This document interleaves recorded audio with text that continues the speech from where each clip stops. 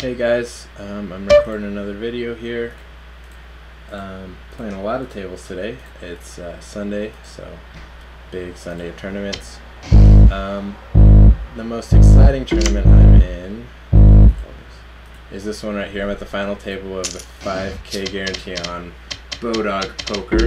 I might not be in it for longer depending on how this hand turns out, but basically 803 entrants in this tournament, $10 entry. I'm not going to play this anymore. And yeah, I'm pretty short at the final table actually. Just kind of been sitting around for a while. Definitely not trying to climb the ladder in this tournament, definitely trying to take it down. First place is $1,800, so it's not a huge prize pool, but the return on investment is huge when you beat out 803 players. So yeah, I got a lot of tournaments going here. I got some on my other screen even, so my thoughts might be a little scattered. I'll try to do my best with that, but when I play this many tournaments, the videos don't always turn out the best, but I thought it'd be cool to record the final table of this tournament, having it be so deep. Some of the other tournaments I'm in, here's the 9K guarantee freeze out on Lock Poker. Not doing great in it. Still fairly early. 15K high roller tournament on Lock, $200 entry on this. Just started pretty much. I'm down just a little bit.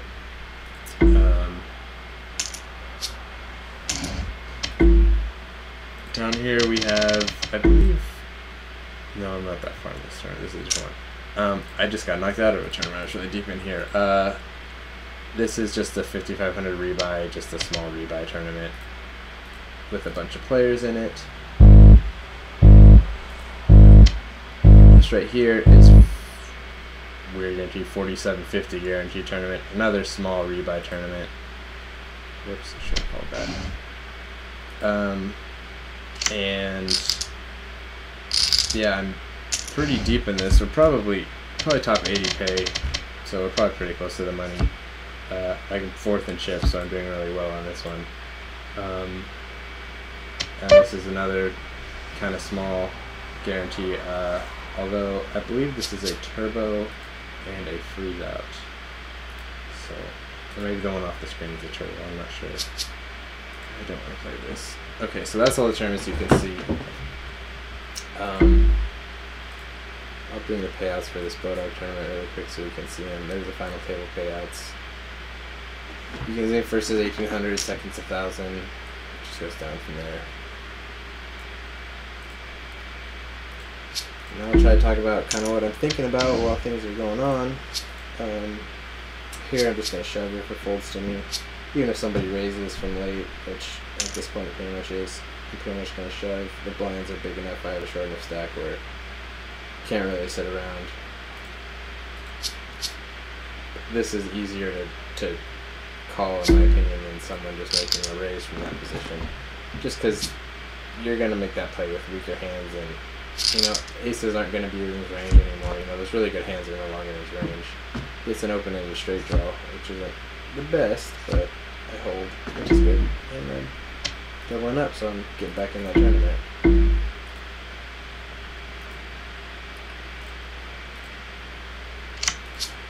That's the thing about getting really short is a lot of players get really frustrated getting short and feel like they can't play, and you know, they need a big stack to really do a lot.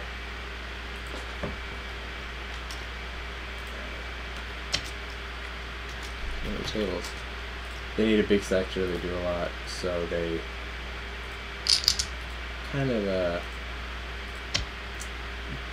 they aren't as patient as they need to be with a short stack, and with, you know, 12, 15 big blinds, they'll just kind of blast it off.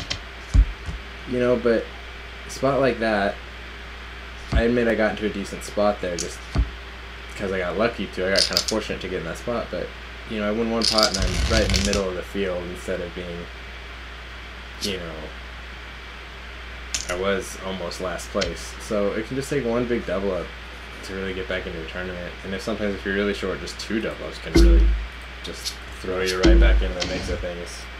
And yeah, it's not a good situation to be in, but double up's powerful. If it can really alter how a tournament works for you.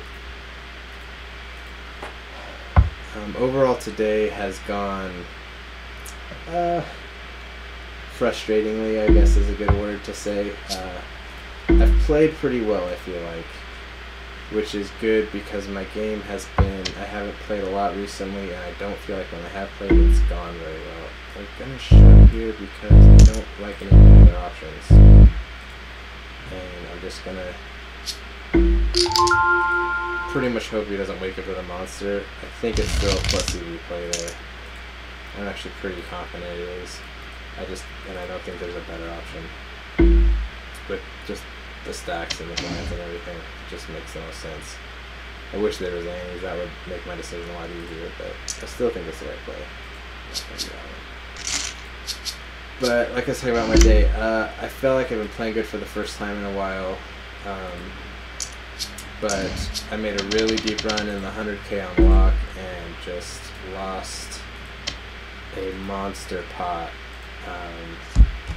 where a guy just decided to go crazy with Jack and I had Jacks and 4 flush, which was really frustrating because I would have had pretty much a top 10 stack with about 50 players left, and that's not guaranteed a huge cash by any means, but man, is that a good spot to be in. And you know, it really is there's a lot of equity in spots like that are really frustrating to lose out on. And then I lost a really big coin flip in a 5k not that long ago with only about 20 players left, when I was really solid and basically thought I made a good play on a big stack, but he had a ace king, ended up in a coin flip anyways, and ended up losing on the river, which is always a little bit more frustrating for whatever reason. So it's been frustrating. I feel like I play well but don't have much to show for it yet, which is not good after having to create a feeling like I haven't been playing my best and I don't have anything to show for it because I've been losing while playing poorer than normal. It's not a good way to say that, but so I haven't been talking about these hands at all, but thought it was definitely good to look him up with my 7, at least one street, see what he did here, hit my 2 pair, and now I just got a better value. I can't hope he bets it for me. That's not a hand I want to shove with from first. I leave myself way too vulnerable. Just gotta put it away. I mean, from late position I might do that, but shoving from here, I'm just opening myself to all sorts of big aces and big pairs, and there's not a lot of equity there. I mean, I need to get some chips really soon, and that's not the hand I wanted to wake up with. But I can't just start shoving really speculative hands that I do not want to get called from really early position.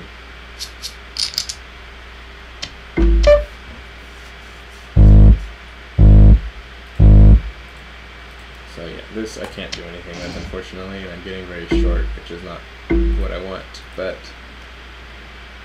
this is an interesting position. I feel like I can definitely call this guy. The question is, do I raise? And I think I'm going to. This is a rebuy tournament, so the chance of me getting called by a much worse hand are decent, meaning the odds change a lot by doing this. So because it's a rebuy, I think just shoving there's a much better play. If it's a freeze out, it still might be the right play. Fortunately, I lost. And the freeze out, it still might be the right play, but it's a lot closer. Because, this guy could be limping with all sorts of stuff. This guy, although he could easily be going crazy with all sorts of stuff, he's not going to shove in his last chips in his tournament life as willingly in a freeze out as someone is in a rebuy. And then same with the guy behind me. He's willing to put his chips in a lot weaker, which is what I want, because the weaker hands, the more hands I'm going to be beating in his range. So I'm not getting any better hands to fold there, obviously. Here I'm just really hoping to pick up a hand, and I guess I'm hoping for people to get knocked out, but I'm more concerned about myself and picking up a good hand. Well, knockout would be nice. He's got one out and he missed. So, I mean, that's positive. Definitely gave me guaranteed $80 more. But I'm looking for a hand right now, you know? I don't have a lot of wiggle room at this point in the tournament, which is really frustrating for me because I've had a couple tournaments in my history where I feel like the most value I've ever gained was in these small buy-in tournaments late in the tournament. When I had a decent chip stack, I was able to just run over the last, 7 players down to heads up, and I just ran over the table. And that doesn't always happen, obviously, but sometimes it's some spots with some really weak opponents really late in these small buy-in tournaments, and I feel like I picked up more value in some of those spots than I ever have anywhere else. Oh man, he had to raise. I would have shoved this if he didn't raise. I have no fold equity anymore, and I think that just killed my hand. It really does. I don't think I'm beating all that much of his range, and it just makes me have to fold because he's not going to fold anything, I don't think. Unless he's just totally out of line, but I don't know why he would be totally out of line there. I haven't seen anything.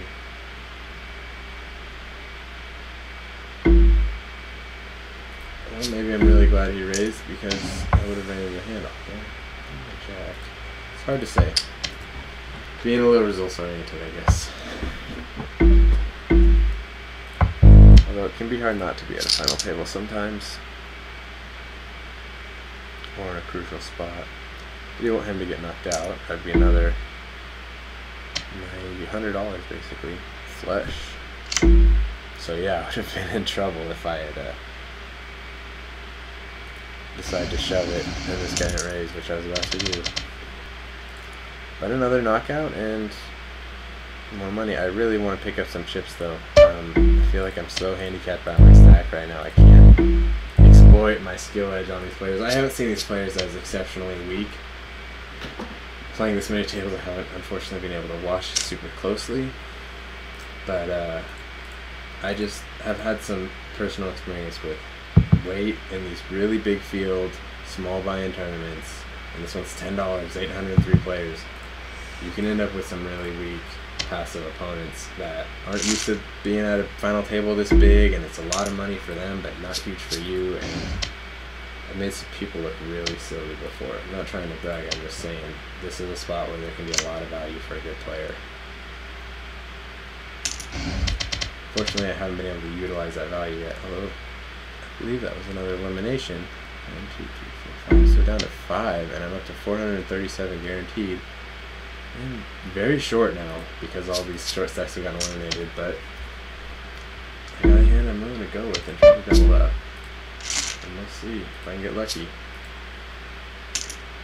And I'm going to need to. And it looks like I'm going to need 10. And quads, and not going to be quads. That was a lot quicker than I thought it would be. I thought the final table might last a little while, but I don't think I won a hand since I started recording. Well, that was my awesome, super exciting final table. That didn't quite turn out the way it was supposed to, but I'll take a nice cash. I haven't had one of those on go out for a while. And this will conclude part 1, but I'll come back in part 2 and keep grinding for a while, so I'll see you guys in part 2.